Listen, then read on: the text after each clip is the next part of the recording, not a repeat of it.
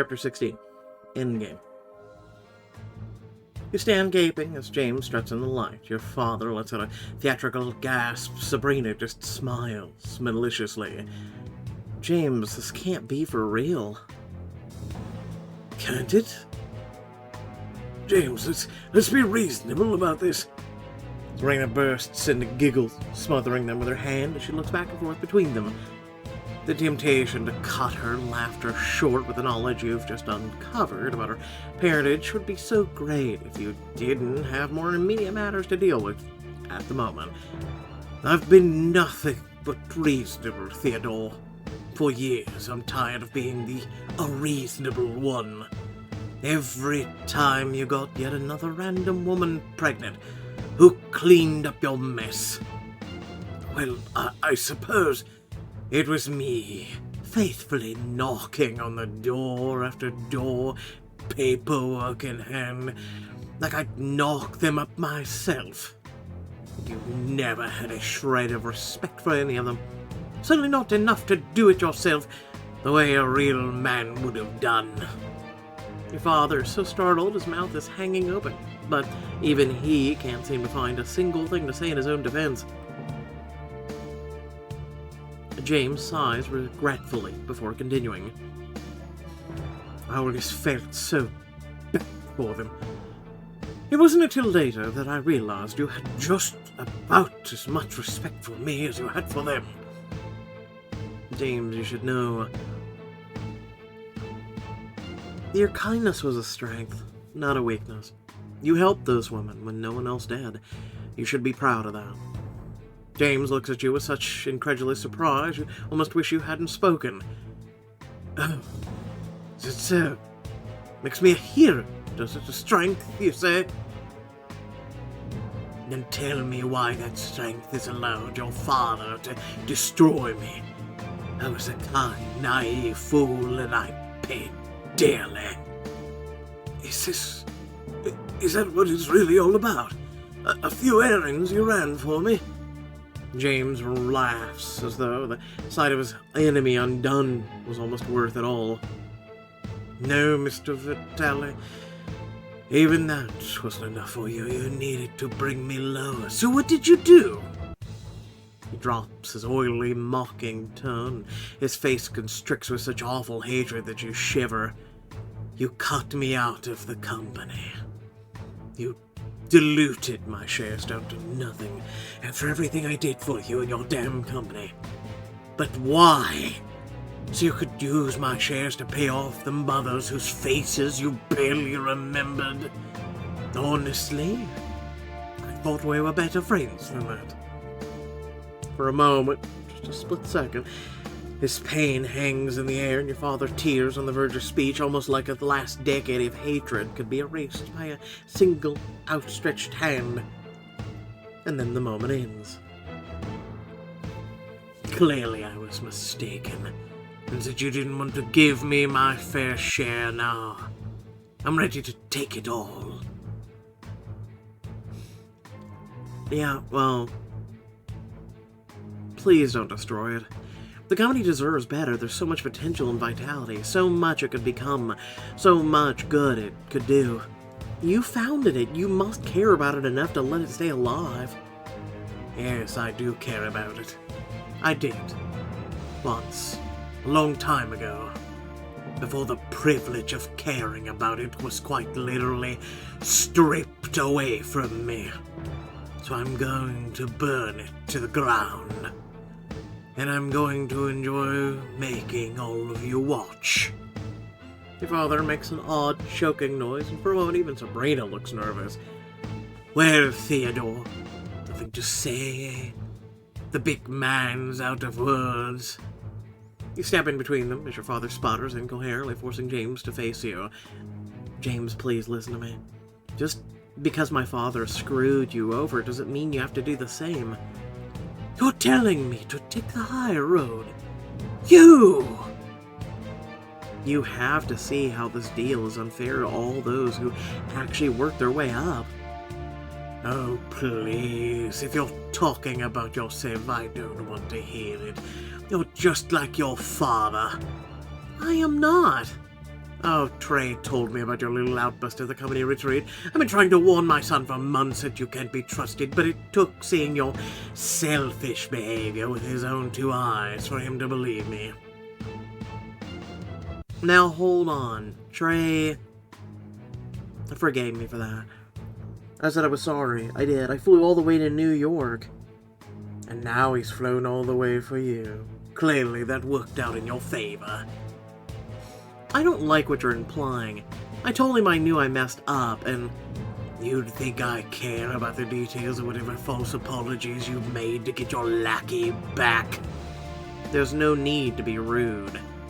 I beg to differ, Miss Vitale. James steps forward, towering over you, but as you step back, your elbows bumps into something.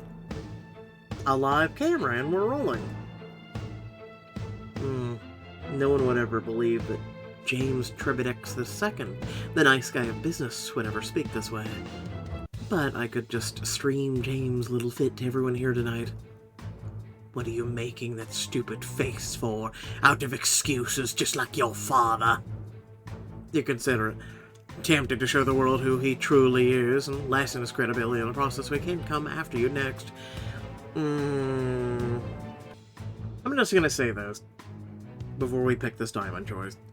You took a nice guy, clearly he was a nice guy, and you pushed him to the breaking point, and only now are we going to take his anger and literally and figuratively show it to the world. Look how big and bad he is. Like, I don't like that.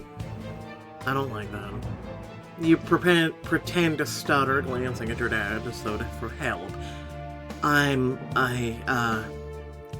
What a dork.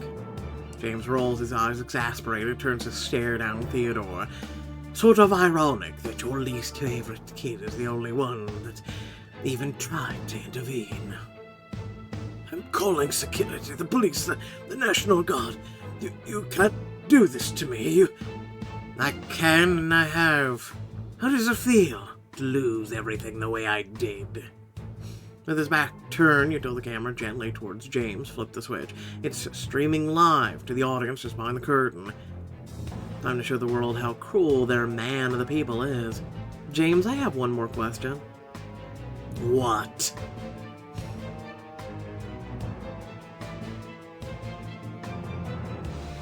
Actually, that is a good question. Tell me, would you still help those single mothers? I've met some of them, James, and they still need our help. He cuts you off with a cackling laugh that you make sure the camera captures perfectly. How stupid do you think I am? I'm not making the same mistake twice. Those bastards and their mothers could go to hell, just like their father. You hear the audience begin to murmur in shock. Are they really hearing this? From your spot beside the curtain, you peek through it and glimpse a crowd of disgusted, astonished faces. This is perfect. I have to keep it going. How can you say something like that? But evidently, you're laying the scandal on too thick, because James just rolls his eyes and turns back to your father. Go on, Theo, beg. You're crazy, you hear me? Absolutely crazy. Your father opens his mouth to yell something else, wasting your precious time. I don't think he's crazy at all. What? Hey, don't be joining our side, loser. Clearly, he outsmarted you, Dad. He's too cunning for us. It's over. James smiles triumphantly. Time for the world to see your 2 faces clearly. You must have planned this perfectly. What will you do with Vitality? Surely you don't think everyone at the company will just stand aside and let you destroy it. They won't have a choice. I'm going to fire every worker I possibly can, and if there is any way to try to tell me what I can't do with my own company, they'll be the first to go. You say nothing, and he smirks as though he's bested you. Outside, the audience is pin drop, silent, breathless for him to continue. And once that's done with, I'll tank the stock myself, all from the inside out. Investors will panic, the company will collapse, and then when the vultures start to circle, I'll have a feast prepared. Outside, the crowd begins to murmur, loud and insistent. It's the buzzing bees. That sounds illegal. James scoffs away your concern, and I cover my tracks well. Anyway, my lawyer with a teeny little lawyer's worth a dime is in my pocket now. You hear 2 or 3 people gasp when you peek outside at the crowd. Some are even filming. I should have kicked you out of the company when I had the chance. Yes, you should have, but now you'll have to learn from your mistakes. Like I did. How quickly he's destroying his own image. Time for the final nail in Mr. Nice Guy's coffin. Aren't you ever, sorry for the people whose lives you're destroying, worried the world will find out who you really are? No, I don't think he's worried. He just said he's got all the attorneys and everything else, so let's ask about lives. Even if you hate Dad, what about his illegitimate children? What about everyone who works at Vitality? They've never done anything to you. You ever hear of collateral damage? So innocent people are just collateral damage? In case you haven't realized it yet, you airhead, your father's company was built on the blood of innocent people. So I have to take a couple out to burn it down, so what? This is too much. Outside, the crowd begins to boo and jeer, and you risk a glance. You see someone throwing the glass of champagne at the screen. Screw you too, Tribidex! What? What the heck? Who said that? Smiling to yourself, you flip the switch on the camera, turning it off. Your work here is done. But as you step aside, your father suddenly limps forward, having gathered himself together at last. Dad, what are you? You know what? I'm done with this. I don't care what any of you have to say. Typical. What do you mean? You can't just... Yes, I can.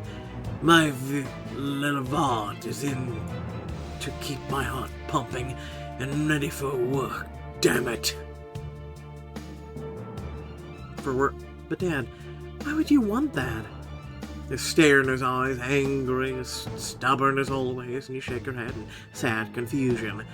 You're a shell of a man who you used to be. You're literally on death's door, and you, rather than kick back and enjoy your money, you'd make us pry Vitality from your cold, dead hands?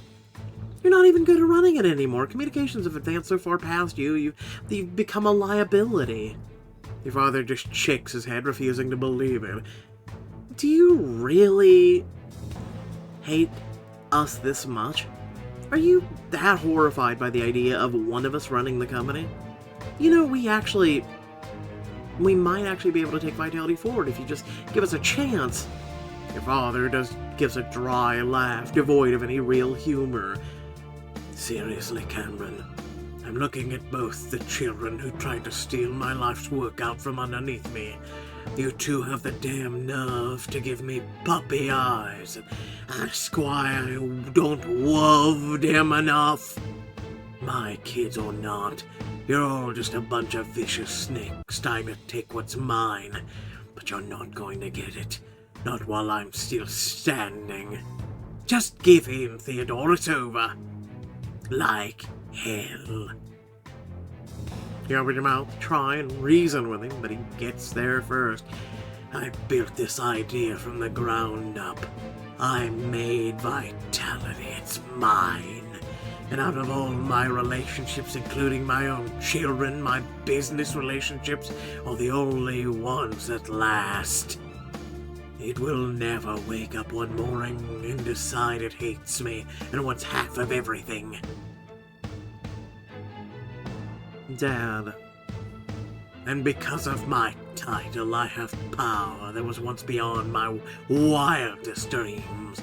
I'll be damned if I let that go over the whims of a little girl. Sabrina looks like he slapped her, but in a heartbeat the hurt in her eyes has cooled to malicious anger. Little girl? Little girl? Dad, Sabrina is not even yours. I saw the DNA test you had done. Why are you even continuing this farce? What the hell are you talking about?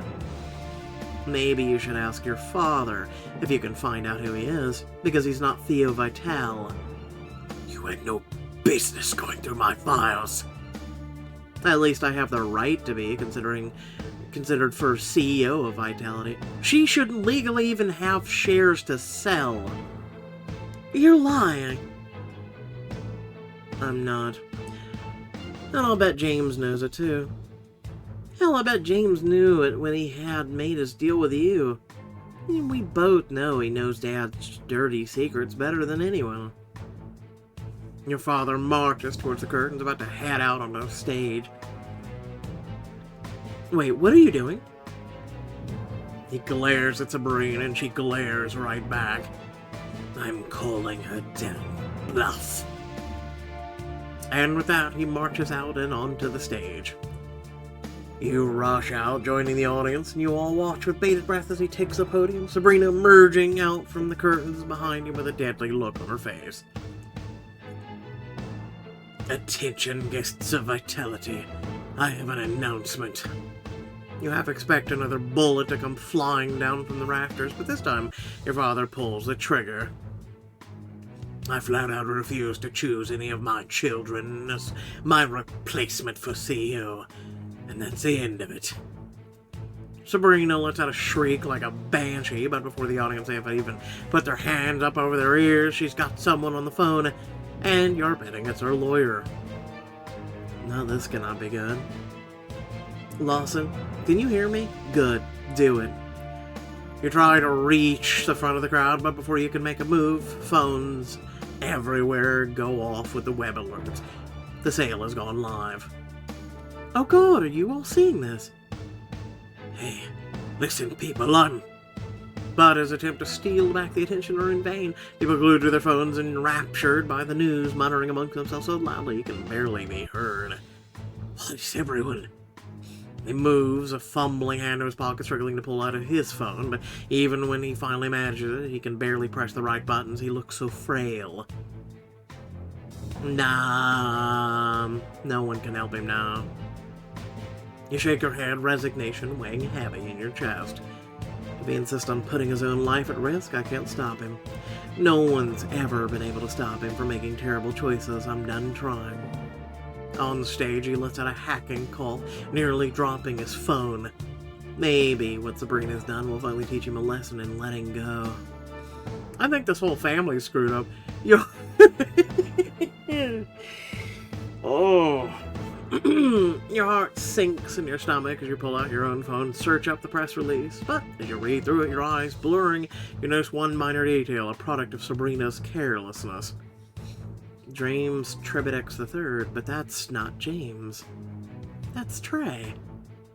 You don't waste another second shoving through the crowd. You rush on stage just as James does. I am very proud to accept. Shut up. What did you... You are the new owner of Vitality. The shares were transferred to Tribedex III, which is your son, Trey.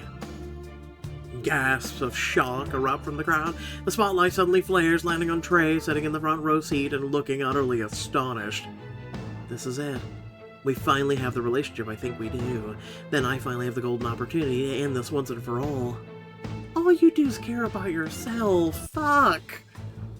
This woman is literally and figuratively like my mother.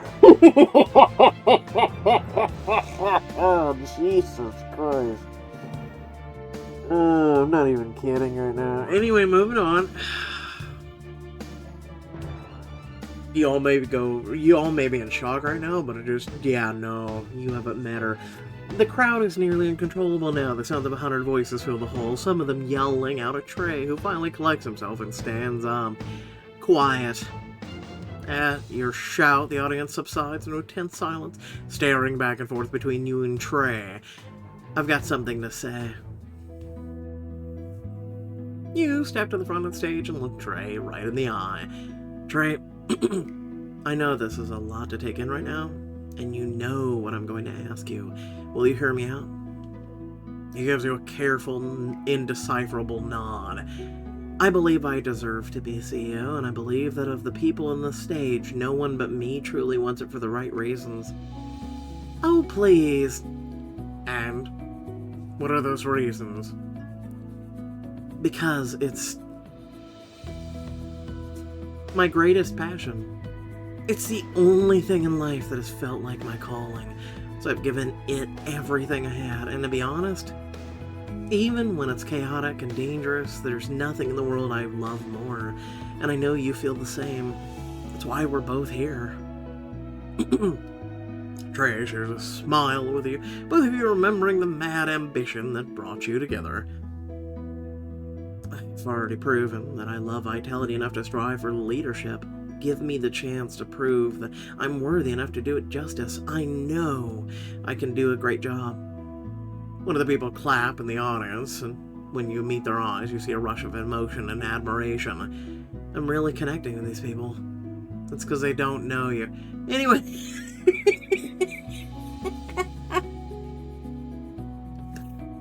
You look around, noticing for the first time that the hall has lapsed into pin-drop silence every high on you. This is my chance, perhaps my only chance, to show the world and Trey what I have to offer. We've been seeing many candidates for CEO this evening. You've heard a lot of things from them. Blame, self-praise, scheming. Literally what you've been doing in the back room for the last 20 minutes. You know what you haven't heard? Ideas for change, a willingness to bring Vitality forward. I promise you that tonight, I will be one to offer you those things. I will prove to you why I'm the right choice. You meet his eyes, your own shining with sincerity. On the day my father was shot, I had a presentation prepared. My ideas for the future of Vitality. I would like to share those ideas with you now. Trey nods encouragingly. Some of the audience claps. Most don't, but at least you have their attention. Vitality needs to focus on innovation. We became the powerhouse that we are because we once pushed the boundaries of what was possible. Under my leadership, so we would do that again. Technology is meant to not just evolve with the world, but bring the world into the future. The audience murmurs, appreciatively impressed. What does this mean for Vitality, you might ask? It's simple. High risk, high reward. We focus on investing in research and development, acquiring fresh, cutting-edge startups, forming strategic partnerships, and accelerate exploration, not toxic competition. All of which will result in a major product diversification. AI, virtual reality, next-generation hardware. Vitality will be the face of it all. The audience is truly hooked now. At the close of your sentence, some let out a few cheers and an impromptu burst of clapping flashes through the hall. Damn, she really knows her stuff. The level of their excitement for you is growing and contagious. You feel yourself beginning to smile as you're hyped up even further, and for the first time, you're not thinking about being in the top spot, but about doing the best job. I believe Vitality deserves better. I'll do away with the outdated infrastructure that bogs us down, keeps us lagging behind. This will allow the company to reach its full potential, thus allowing all of you to reach yours, said every CEO. Another round of claps followed this declaration, but you're not finished yet. Face shining with the glow of your passion, you carry on. We all know the company is hobbled by its current reputation, that the image of the company is a reflection of the image of its leader. You look over the hall, spreading your arms wide. As CEO, I would mend what's broken by focusing on what matters. I promise to prioritize our clients and their values, our workers and their concerns. Above all, Vitality is a product of brilliant people who make it up. I would make sure that this workforce is given what they need to succeed. Proper funding, direct yet flexible leadership, an environment in which their opinions are heard and respected. Yes, finally, someone gets it. You take a deep breath, readying yourself for the risk of your next statement. All of the Vitality workers who have gone on strike have done so for understandable reasons. Under my leadership, they will not be persecuted for this, but offered the chance to come back and help us solve those reasons together. The audience claps harder than ever. Many Vitality employees hooting and cheering. Trey gives you an impressed, if surprised, smile. Wow, Cameron. I don't think I've ever seen you so fired up. I would do my best to make Vitality... Oh, enough. You start to stop as you're interrupted by your father's loud, cutting scoff. Oh, it's just pipe nonsense. No one wants to hear your unrealistic daydreams. I don't know, everybody in that room seemed to have done it. You feel the old familiar ball of hurt trembling inside you. Well, I beg to differ. What? I felt that Cameron's speech showed more promise than vitality has in decades. It is my honor to sign over the position of CEO to Cameron Vitale, effective immediate.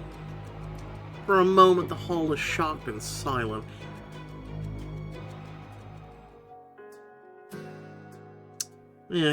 Accept it with dignity. You give Trey and the audience your most gracious smile. Trey, thank you. I hope I can prove you're worthy of your faith in me. I have no doubt that you will, Miss Vitale. He gives you a proud wink in his own way of saying congratulations. Nice to have an actual leader as CEO for once. And thank you to all of you. Your support means more to me than I can say. I won't let you down. The audience burst into raucous applause. You feel your heart swelling with victory and joy. If only this moment could last forever. You can't. Shut up and get the hell out. You're giving it to her, not me. I'm your father, you disgrace.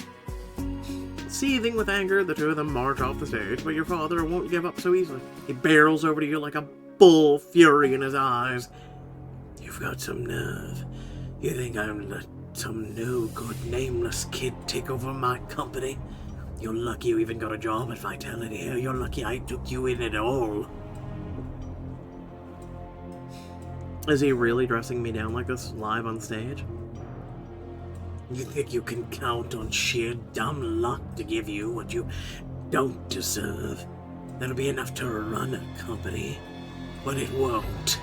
Strength, charisma, brains, all things you need. I think we can agree you sorely lack. I don't know, she seemed to have outsmarted you. Enough! You say it so firmly, so loudly, that your father and the audience are stunned into silence. Your mother's eyes fill with utter shock, and finally it feels like he's seeing you for the first time.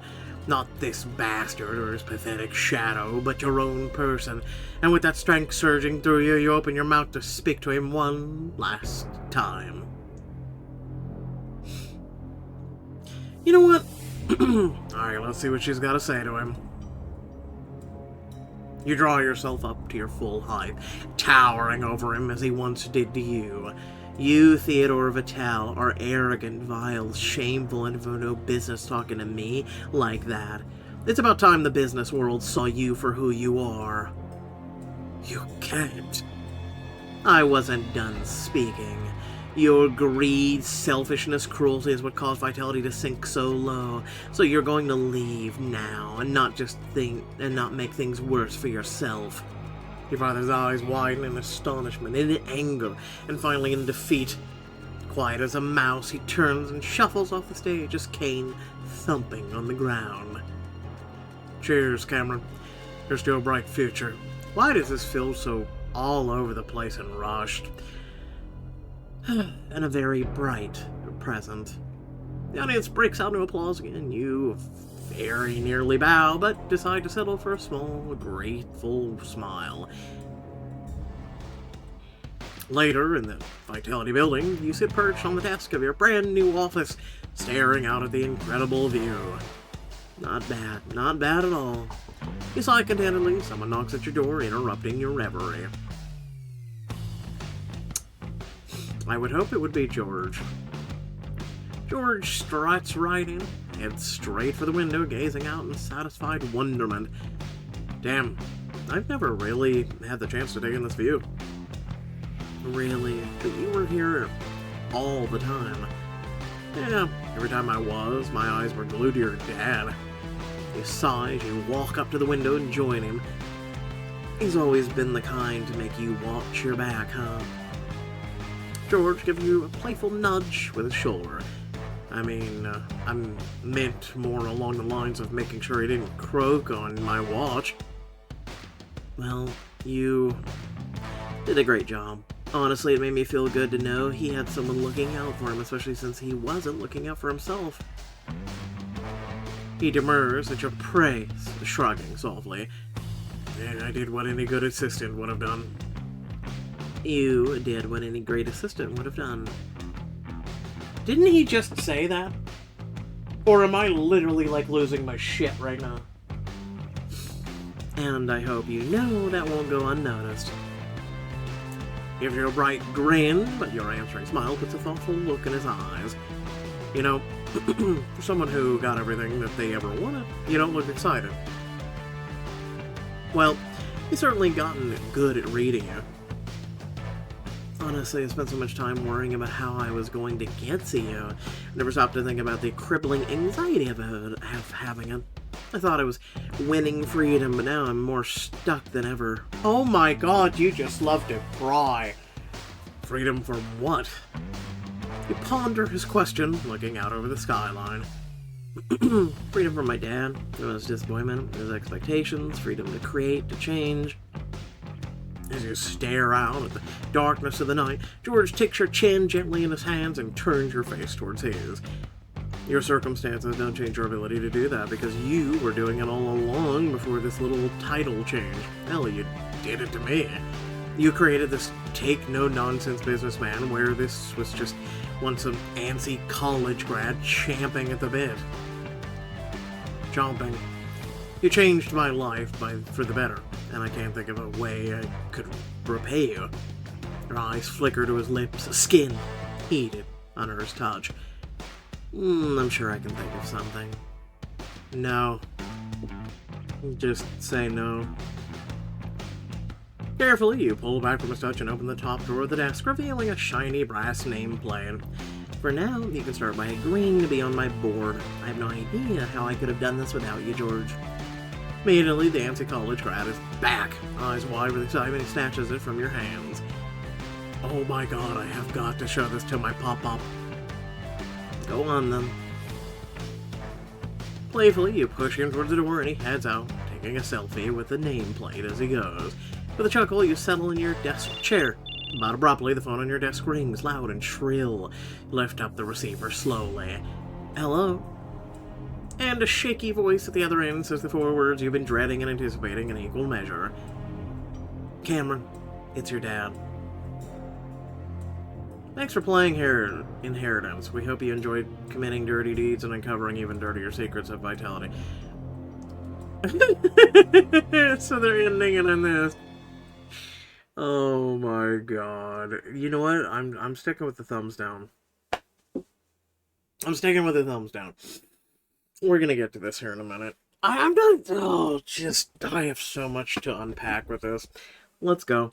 First and foremost, if you do enjoy at least what I do and the fact that I, spend money monthly to make sure to bring this content to you, I also give you commentary that hopefully makes you laugh, makes you think, makes you actually able to endure and enjoy this content that Choices continues to put out.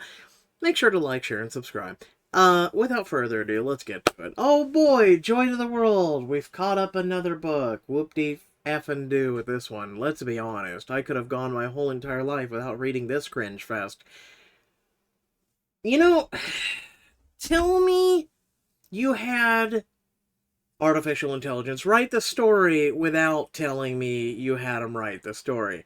This was so hurriedly, all over the place, non-concise plot. Hallmark or a daily soap opera wouldn't have run this shit, okay?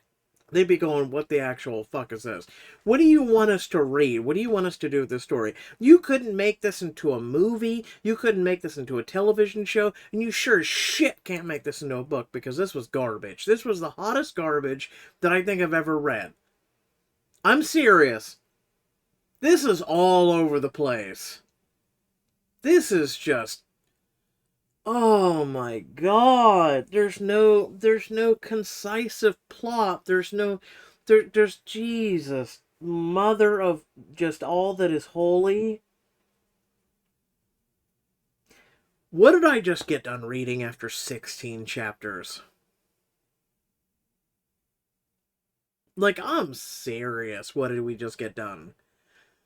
Oh my god, it makes my head hurt. Listen, Romance Club could never be this bad. They could never be this bad. Like, this is Ubisoft levels of bad. That's how bad this is. Right? Like, you could have both the right... I could keep dogging this story until the end of time. If you guys ever wanted to know what is the least liked book on this entire app for me, it's this garbage. Congratulations! I've never been able to be like, well, you know, the worst, like, kind of like picking your favorite on this app, right? It's really hard. It's like picking your favorite child. Because I think back to when the app first started, right? We got Freshman, we got Endless Summer, we've got Most Wanted, we've got so many good books. Crown and the Flame, even. We got so many that's like, which one's your best one? Which one's your number one? Yeah, no, good luck with that. But which one's your worst read out of all the things that you've ever read in your entire life? We're talking about homework, social studies, history, everything through school, like learning anything, finding out, like, you know, someone died. You know what? Congratulations, this is on the bottom. I'm not even kidding. It pained me to read this every week. It actually caused me physical pain. I feel like a weight has been lifted off of me. Kind of like there at the end. You're like, oh, yeah, no, it's your father. Oh, in roll credits. You know what? Oh, man, Inheritance is finally done. Oh, man. I haven't been dreading this at all. This was horrible. Oh. Just, I already know most of your thoughts, but let me know if you agree. Just, this is my opinion. This is bad. This is pretty bad. I'm not even, like, just, yeah, no. Anyway, thanks again for watching. Love your beautiful faces. Yeah, no, hopefully you all at least enjoyed your day, your week. Oof. It's over. Yay. Bye.